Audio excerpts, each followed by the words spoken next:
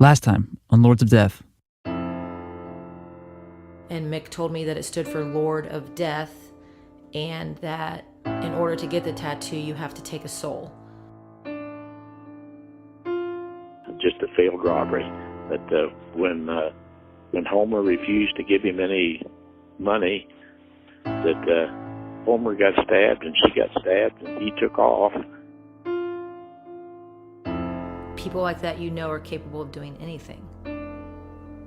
And that's where the fear comes in. It'll happen to somebody else. I don't know, Arnold. I don't know who it was.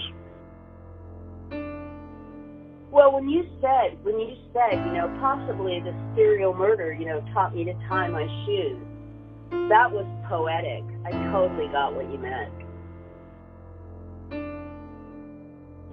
They called themselves the White Witches. They was Wiccans.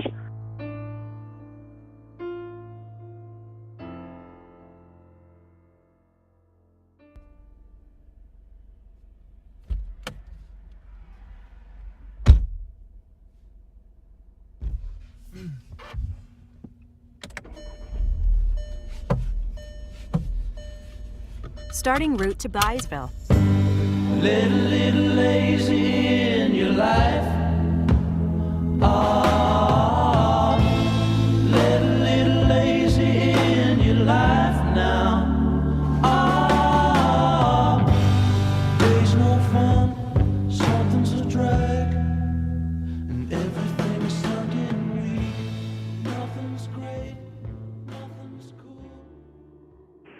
He come up with a word for, I believe it's for a male witch.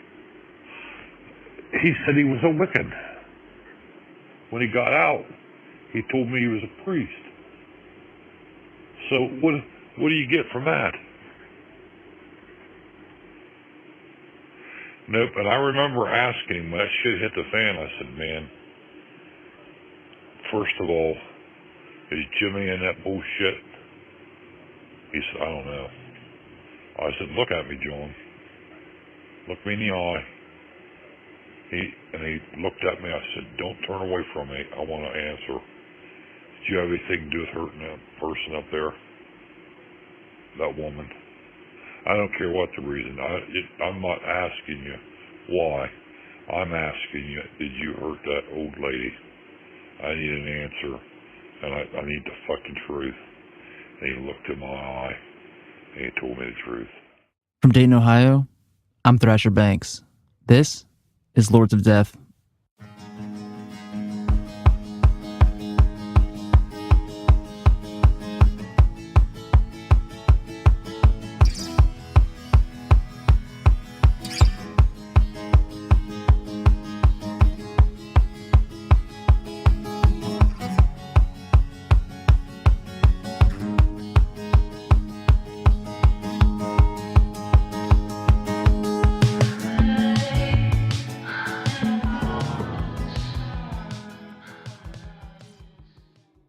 I was heading into the belly of the beast. Knowing that Tim contemplated killing my mother and I 23 years ago, I wanted to see the place he came from. I took I-70 and drove the 3 hours to Guernsey County to see the place that spawned this evil that passed through my life when I was a kid, and to find out if Tim really did have a part in the deaths of Homer and Leela Potts. Was Cindy Kozad's murder a dark night of the soul, or was Tim really a serial killer?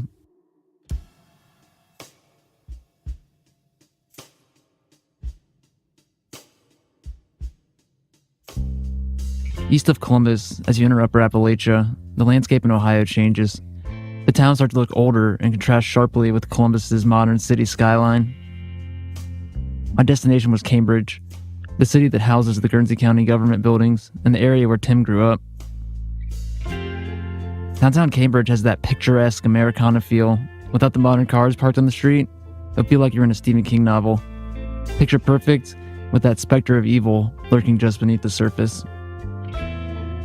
I imagine that at one time, this town was the embodiment of the American dream, before the decline of coal and other industry turned this area into the Rust Belt and became an American nightmare. My first stop was to visit an old friend, Tapu, the blogger who wrote about her memories of the Potts murders on her blog several years ago. Tapu and I started a dialogue about the Potts murders back in 2013 when I told her my mom's story, and over the last 5 years, we've stayed in touch and continued to share theories about the murders. She left Guernsey County back in the late 70s, but she recently moved back, and I took the opportunity to chat with her in person about her blog and the local reaction to it.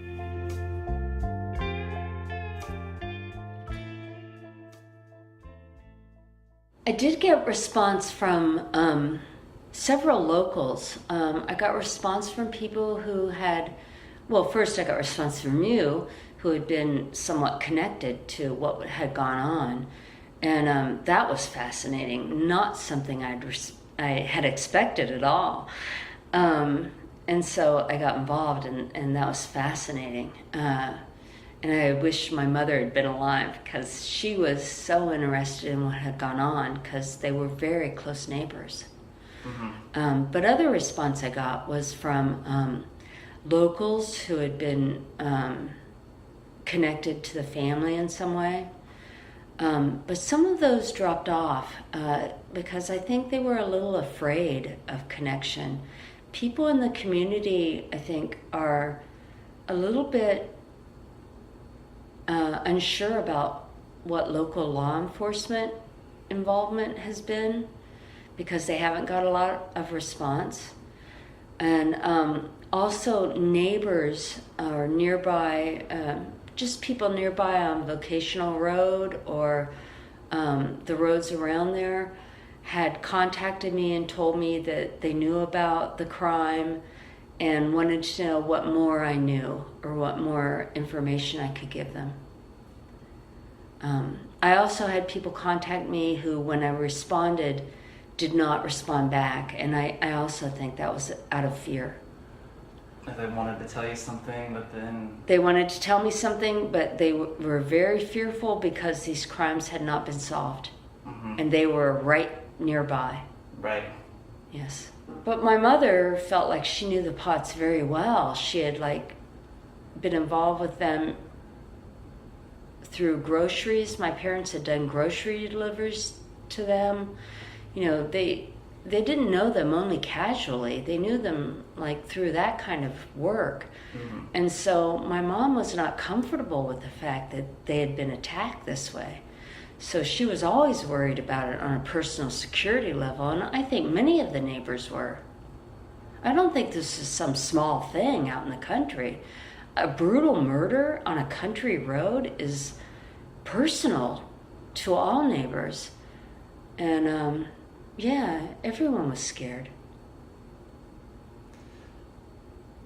What's the most bizarre comment you got about the Potts on your blog? That someone else had also heard that a crucifix was inserted in her chest, in Layla's chest. People affirmed that. Also, people affirmed that and then removed their comments.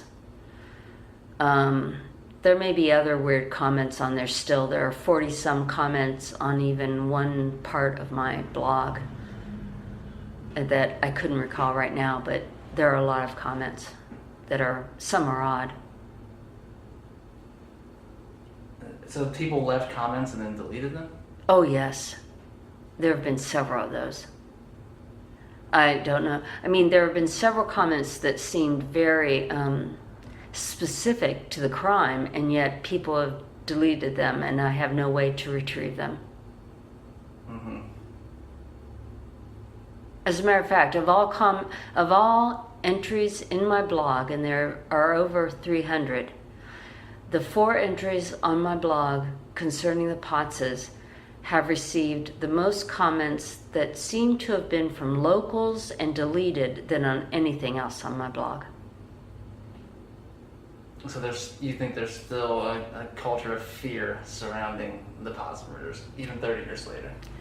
That's speculative, but I think that there is certainly a, what would I call it? A culture of interest around those posts.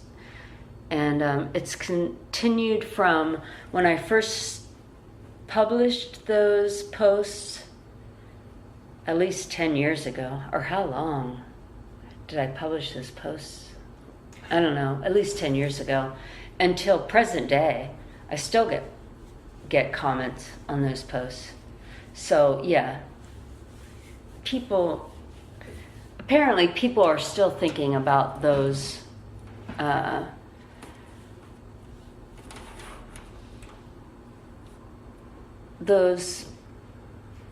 actions long ago in time in Guernsey County, Ohio. How do you feel that your blog is the only source of information on the internet about the murders? Well, that certainly surprises me because those were brutal murders in Cambridge with no resolution. And that is saddening because those were two elderly people who were, to me, killed out of the blue. And of course there had to have been a reason. And I just can't believe it hasn't been pursued to the ends today's world, but it hasn't. And it's, if only for just public safety. My God, a crime like that, you'd think you'd want to find out. Despite the sheriff department's unwillingness to provide info about the Potts murders, I was able to obtain a limited amount of documents relating to the case from the county. In the heavily redacted version of Leela's case file, there's a document in there I found interesting. It appears to be the transcript of a radio or news interview with one of the Potts relatives several months after Leela's murder. It reads, "Are you embarrassed? Yes. Are you angry? Yes. Are you disappointed? Yes. Are you weary? Yes. Are you depressed? What are you embarrassed and angry about?" I could answer that question without too much rigorous thought. Number one, our sheriff's department. And number two, the news media. Do you have any idea the impact the murder of Homer and Leela Potts has had on our family? My own mother lies paralyzed and bedfast due to a severe stroke that occurred the day of Leela's funeral. This has turned a whole family upside down. A nightmare. The entire community is living in fear of who could possibly be the next victim. A family and community who cannot relax or be off guard for a moment because of not knowing who our enemy really is. The document goes on. We are not talking about a petty misdemeanor, but two murders extremely violent in nature. The family member then goes on to criticize the local news media and stated, "Last week, notice in our local newspaper, the reward increase was on page 19. This is heartbreaking to our family. How much do we value human life anymore in this country? Our public defenders have done next to nothing if the news we are getting is any indication."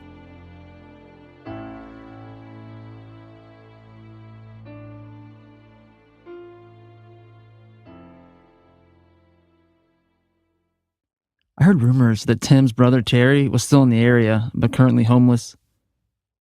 One of my sources gave me a general area where he might be, and I thought the chances of finding him were slim, but I was going to try anyways. By the time I got there, a storm was looming, and I was about to give up, but decided to ask a local who I saw on their porch if they knew where I could find him. They said I was close, told me to park my car. The wind picked up, and it started raining as I exited my vehicle, and we walked towards a seemingly abandoned trailer. As we approached the dilapidated trailer, I saw the outline of Terry lying on the porch, almost blending in with the surroundings, in tattered jeans that were caked in dirt, a dirty jacket, and a bottle of Cobra malt liquor beside him. The local walked up and kicked Terry to wake him up, and in a daze, Terry looked at me puzzled. Why would I want to talk to him? I'll be frank with you. Here's what I'm getting at. I'm making a podcast about the Potts murders from back in the 80s. Okay, I heard about the Potts murders. And it always doubles back to your brother. He didn't do it. You don't think so? No. Why's that? Go to Jim and John. Their names come up too. Yeah, you'll find the culprits right there. If you want to go do some more research, you got Martha Cole and Anthem got robbed back in the 90s. That's when my brother was running with Jim and John. She's an old woman that got robbed and raped out there at Antrim. They broke into her store, robbed her, and raped her. They didn't kill her. They cut her pigtails off? Yeah. I'll tell you something crazy. I lived with your brother when he killed the Cindy in Dayton. I was just a boy. Oh my God. Well, I didn't know what the girl's name was. Yeah, her name was Cindy Kozad. That was the prostitute. Yep. And that's why I haven't talked to him. So these, do you really think they did it? Got away with it? Yeah, and that ain't the only ones. I know rumors. Let's hear them. Give me something to look into. There's a woman named Margaret.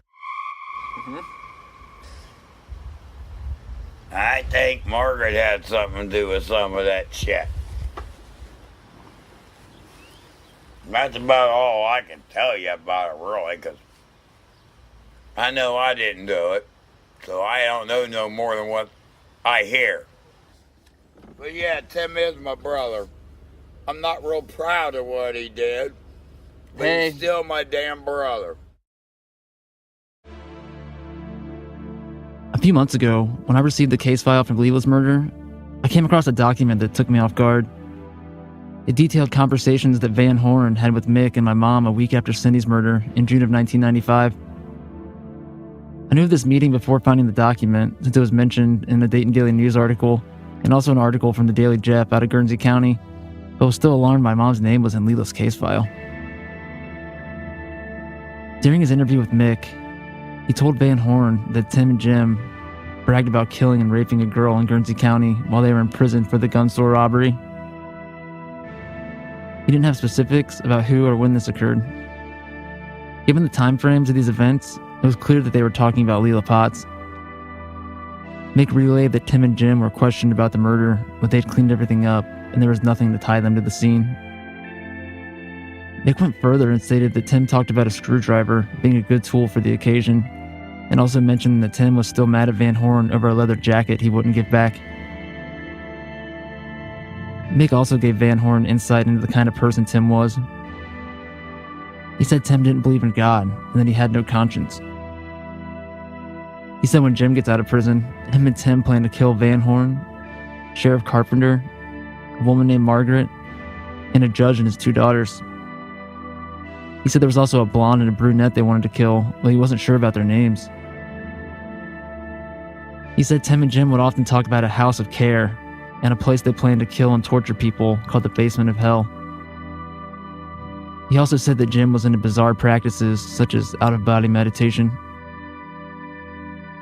Mick's last piece of information for Van Horn was that Tim and Jim also boasted about killing a hitchhiker in Florida. He said when it happened, Jim was driving, and they were on their way to Florida, and Jim's brother, John, and Tim were in the back seat with an African-American hitchhiker they had picked up.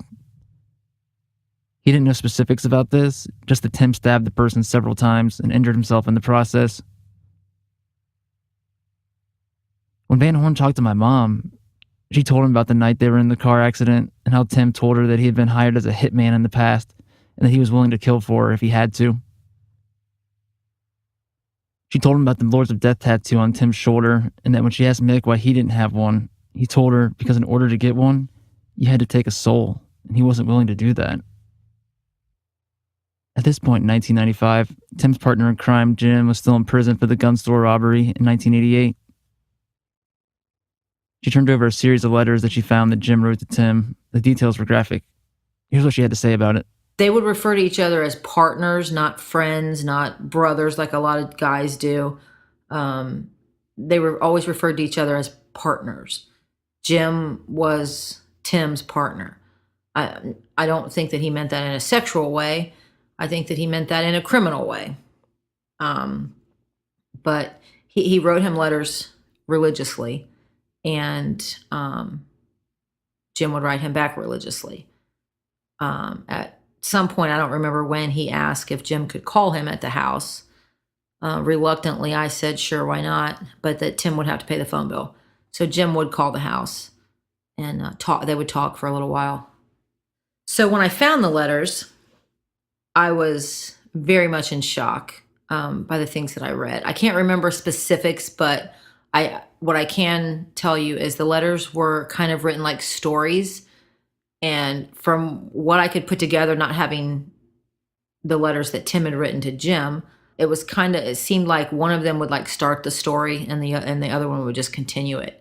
They were talking about a judge in Cambridge that they were going to kidnap him and his family and take them to this barn. And it described having objects to torture them with. And he was going to have the judge watch him rape and kill his wife and daughter. And then he was going to kill the judge. I think reading those letters, I realized just how dangerous the situation was that I had put us in. And my first reaction was just being thankful to be alive and that myself and my kids were never harmed, since I had let a man like that stay in our home.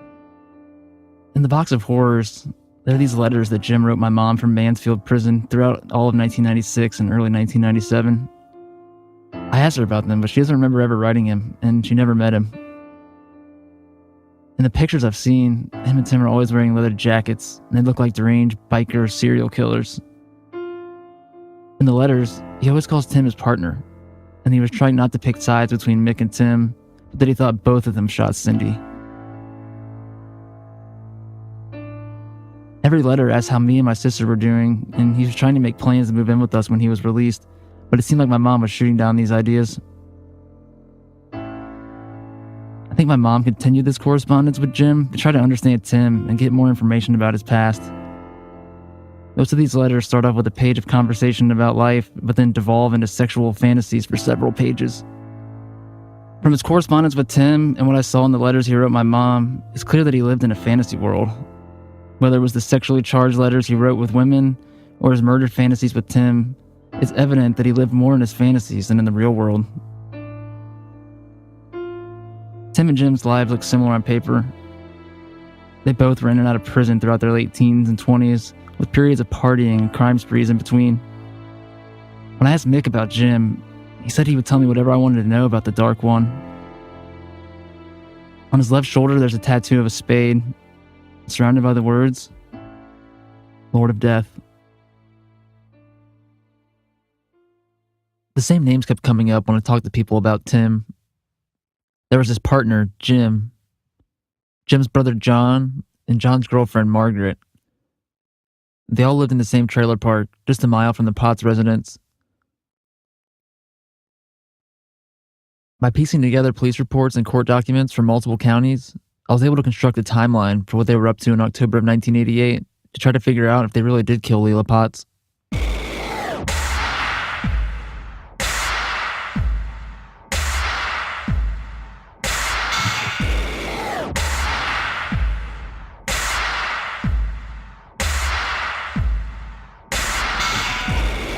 On October 23rd of 1988, 2 days before Leila would be brutally murdered, Tim and Jim broke into Hinthorn's gun store in Noble County, just south of Guernsey.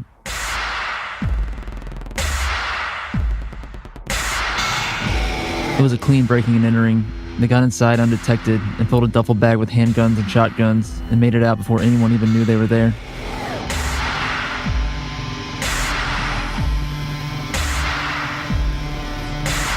They took the duffel bag full of guns to Margaret and John's trailer. John wasn't happy about this, but still permitted them to store them there.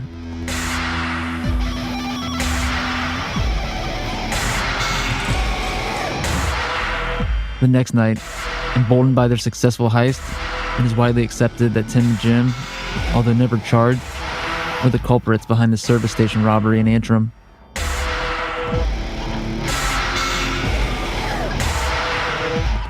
They cut the phone lines to the building, tied up the owner, cut off her pigtails, and then ransacked the building and fled.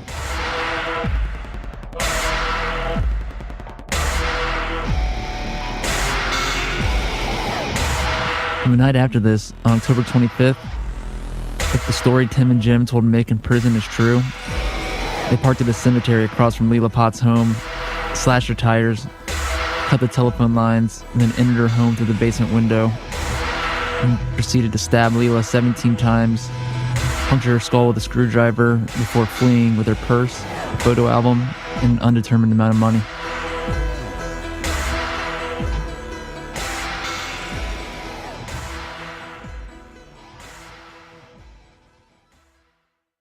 While in Guernsey County, I drove to Byesville to see how close the trailer park was to the Potts residence. I went to the trailer park on the outskirts of Byesville and headed towards the Potts residence. After leaving the park, you turn right on a vocational road and pass under the highway.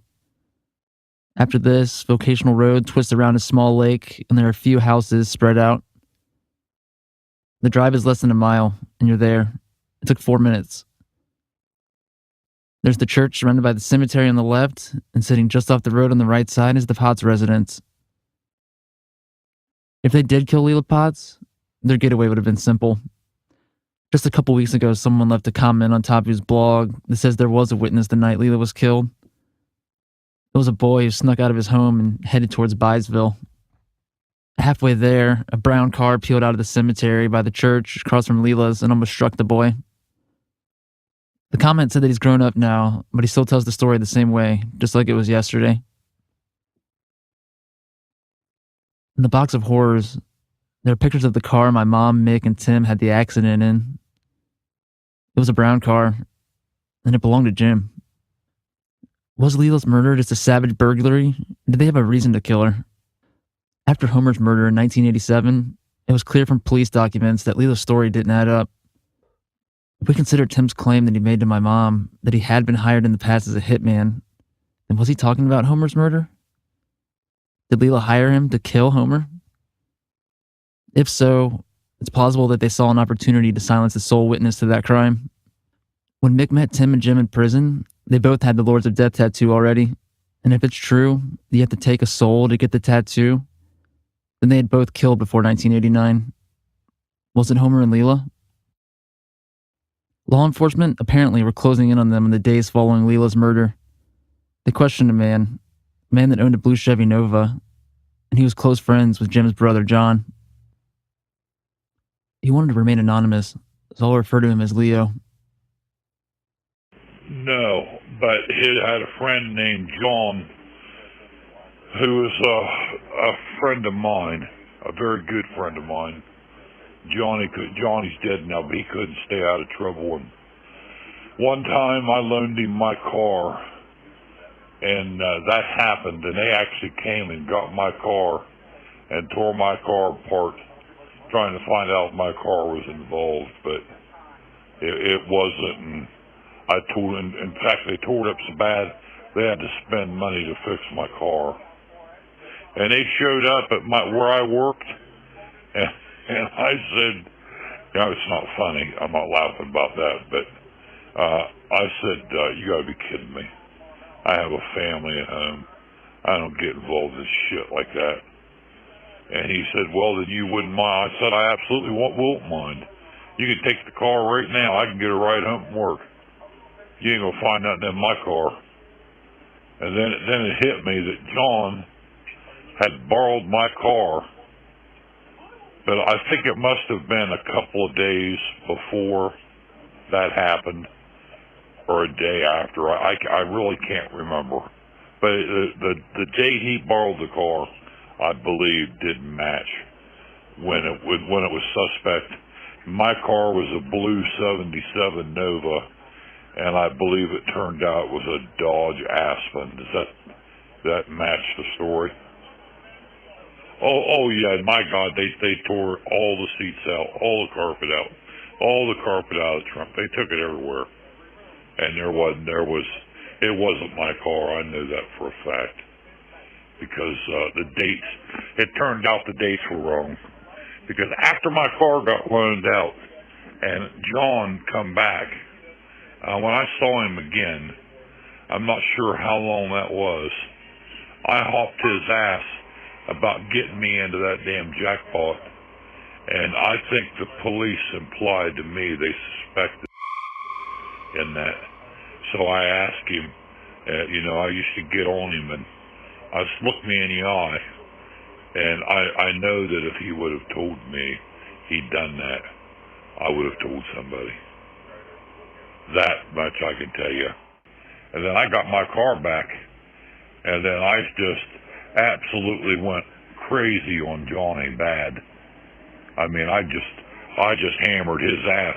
If you idiots would ever do that to me, I said, you think you got a murder, I'd kill you. I didn't mean literally, but you know what I mean? Yeah. You don't take somebody and borrow their car and put them in that fucking position. That's not right.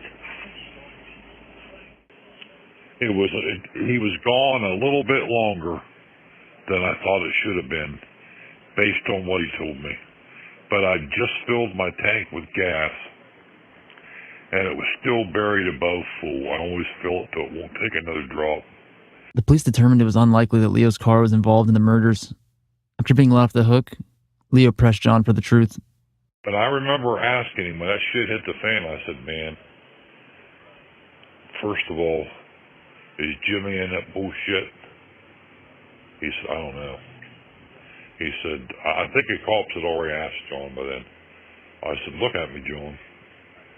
Look me in the eye. He looked at me. I said, don't turn away from me. I want to answer. Did you have anything to do with hurting that person up there? That woman? I don't care what the reason. I'm not asking you why. I'm asking you, did you hurt that old lady? I need an answer, and I need the fucking truth. And he looked in my eye, and he told me the truth. And I had an older sister that was just like him. If she lied to me, or Johnny lied to me, they wouldn't look. I had to tell them 3 times, look at me in the eyes. Just, you know how you could do that with some people, look at me and say that? If he looks at me and he says it, and I could tell right now if he was lying to me or not. I'm not a police lie detector, but I'm just telling you, I knew my friend well. And we knew if we were bullshitting each other. We knew the look we had on our faces, and I would have to say no. But you know what? If evidence developed that it happened, if you said, would that shock you? No, it wouldn't shock me. I mean, just the idea that the police tore my car that far apart indicates to me that somebody had a very strong feeling they did that. I asked Leo if he could give me insight into John and what he was like in the late 80s. In trouble all the time. And I was the guy, you know how there's a guy on the right and a guy on the left? And I was on the blacktop. I wasn't no perfect saint, but if I did cross the line, I didn't go too far. You know what I mean? I was like, well, I shouldn't have done that, but I did it anyway. Like drinking underage, like a lot of kids have, like smoking joints when a lot of kids have. It doesn't make it right, but I went that far. But when he tried to jump way out of line and get way off the road, I'd grab him by the shirt and drag him back over to me. Oh, no, you don't. No, you don't. Nope, nope, nope. Always flirting with the law in a bad way. You know, not the misdemeanor way, always risking major prison time. But in all the years I knew him, until the end of his life, I really never knew him to be involved with guns other than when his brother stole all them. He threw them away. All his crimes were non-violent crimes. Since he also knew Jim, I asked Leo what he remembered about him. Jim's a small, short guy, probably 5'4" or 5", but he's tough. Tough enough to whip 3 6'3", 210-pound men in the same bar at the same time. He's tough. He must have learned to fight in prison because he's tough. He's rugged and he's tough. Unbelievable strength for his size. If he's anything like he was, and he doesn't need guns and knives. He's just a tough little bastard. Don't dig in so deep. You get yourself into a trap with him. I told Leo about the Lords of Death and the alleged sacrifice required to get the tattoo, and asked him if he thought that this was true. I don't buy that, and I never heard nothing of crazy like sacrificing. It doesn't mean it didn't happen. It's not something I ever heard or seen. When John come out of prison one time, he said a word, and I read a lot. He come up with a word for, I believe it's for a male witch. It was a Wiccan. You know that word, Wiccan? Yeah, tell me more. Well, that's, he said he was a Wiccan. Yeah. When he got out, he told me he was a priest. So what do you get from that? What the fuck is a Wiccan? Excuse my language. After Leo's car was searched by law enforcement, John knew he had to get rid of the gun sitting in his trailer. His brother and Tim kept a few handguns and told John he could dispose of the rest. He called Leo and told him he was in desperate need of a favor. He told me that it was like, I think it might have been an army duffel bag or something, and they had robbed them, and part of my family was from down towards where that stuff got robbed. So it made the gun owner, my name got mixed up in that. And then they came looking, and I said, hey, look, I gave him a ride and pulled up to a creek, and he dumped some stuff out.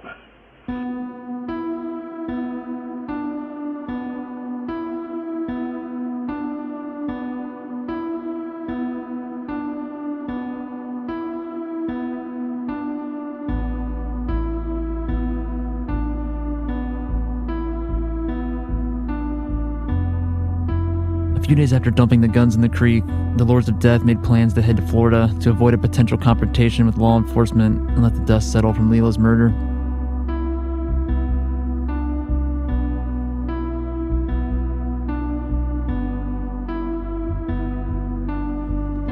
On October 28th, Tim married Jim's sister, and the partners in crime became brother-in-laws.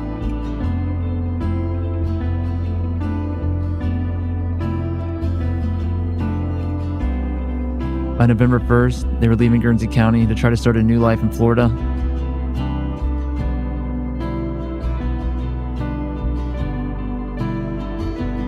Tim, John, Jim, Margaret, and Tim's new wife headed to West Palm Beach to try to run from the mess they were all complicit in.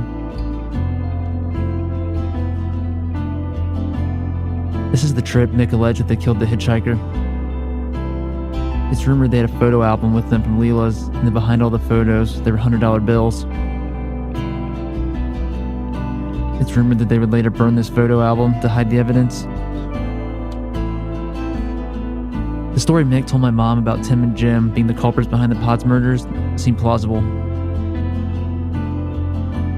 Everywhere you heard, oh my God, they put a screwdriver through the skull of an old lady, would kill anybody. I think everybody was scared to death. Small little town.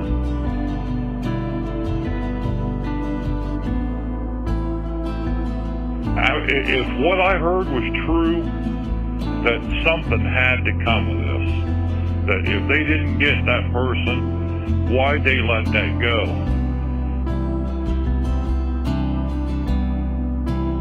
Their crime spree wasn't over yet. A few days after arriving in Florida, their situation continued to spiral out of control.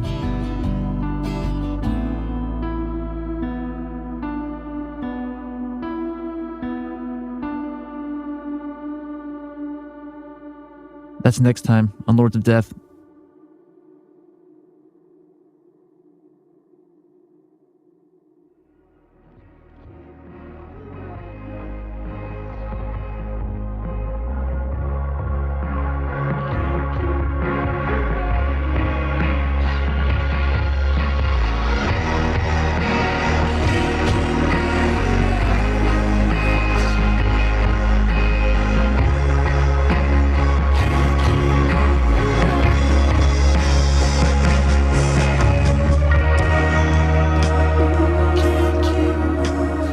Thanks for listening to Chapter 4 of Lords of Death. Chapter 5 will be released in 2 weeks on November 26th. Music in this episode was contributed by M. Ross Perkins, George Miller, and Thrasher Banks. The song Habits contributed by Cutouts, along with this song titled Mantra. Artwork was contributed by Cody Cunningham. Additional thanks to the numerous anonymous sources who made telling this story possible. You know who you are.